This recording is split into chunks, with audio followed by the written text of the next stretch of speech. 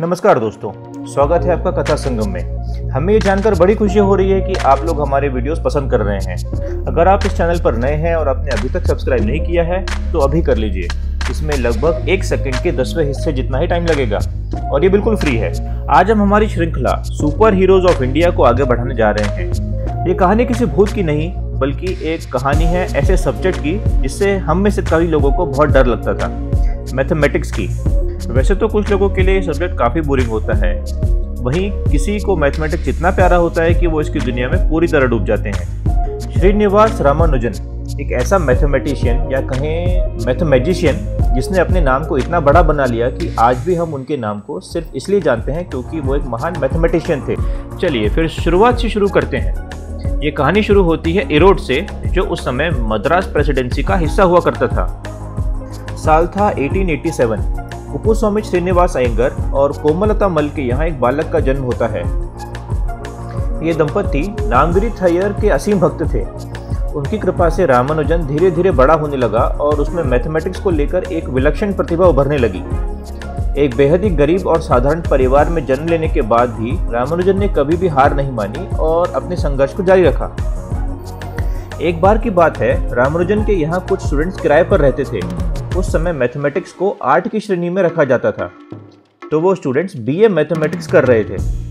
उन्हें ट्रिग्नोमेट्री में कुछ सवाल समझ नहीं आ रहे थे। उसी समय रामानुजन वहाँ से निकल रहे थे।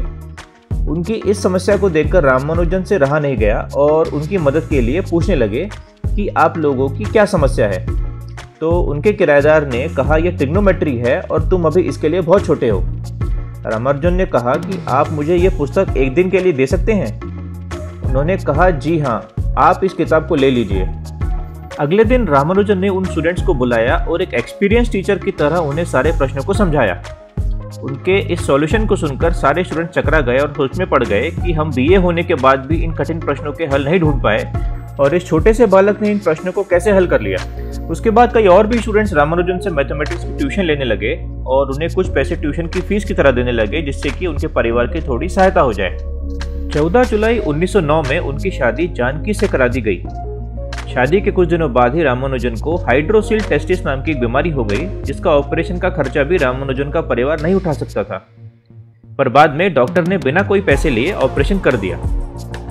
अब बात करते हैं उनके मैथमेटिक्स के सफर की। एक ऐसा सफर जिसके लिए शायद उनका जन्म हुआ था। ये बात है 1910 की। रामानुजन वी रामास्वामी अय्यर से मिलते हैं। वो उस समय वहाँ के डेप्यूटी कलेक्टर और इंडियन मैथमेटिकल सोसाइटी के फाउंडर भी थे। अय्यर रामानुजन के लिए एक प्रस्ताव लेकर आए। उन्होंने रामानुजन को रेवेन्यू डिपार्टमेंट में क्लर्क की पोस्ट पर नौकरी लगवाने की बात कही, जहाँ अय्यर भी काम किया करते थे। रामानुजन अपने फॉर्मूलाज, इक्वेशंस, एक्सपेरिमेंट्स, डेरिवेशंस सारा कुछ अपनी नोटबुक में ही लिखते थे। रामानुजन ने अब तक मैथमेटिक्स में कोई उच्च शिक्षा प्राप्त नहीं की थी। रामानुजन रेवेन्यू डिपार्टमेंट का काम करते समय भी अपनी नोटबुक्स में कुछ न कुछ लिखते रहते और एक्सपेरिमेंट्स करते रहते थे।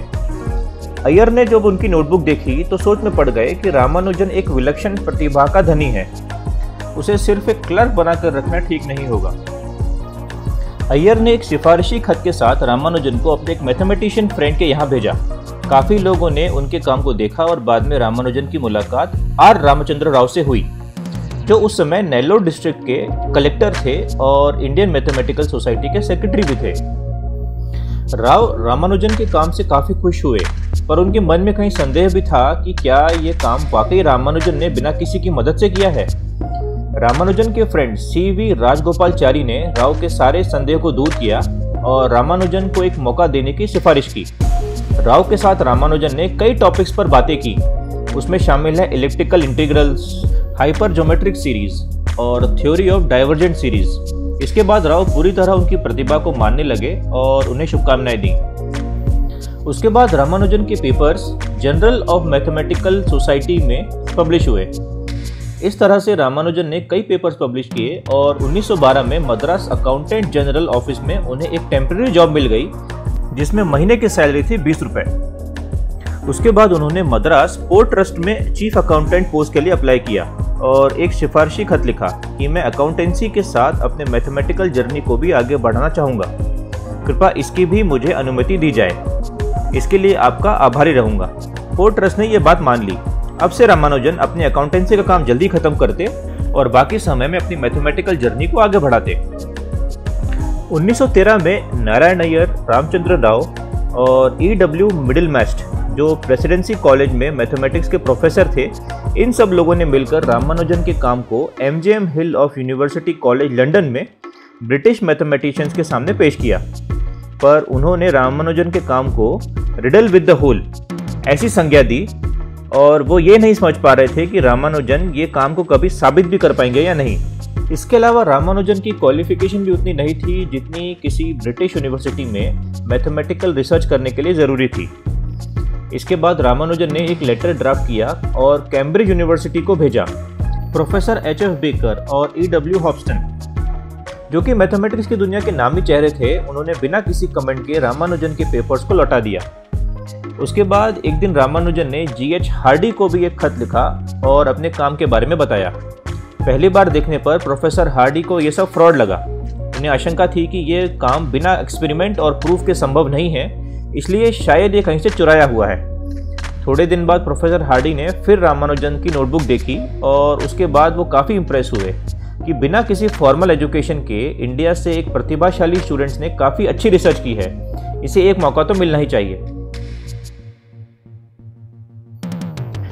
उनके काम को देखकर प्रोफेसर हार्डी ने उन्हें इंग्लैंड आने का प्रस्ताव दिया, जिसे उन्होंने परिवार की सलाह और मां नामगिरी थैयर के आशीर्वाद से स्वीकारा और 17 मार्च 1914 को इंग्लैंड के लिए रवाना हो गए।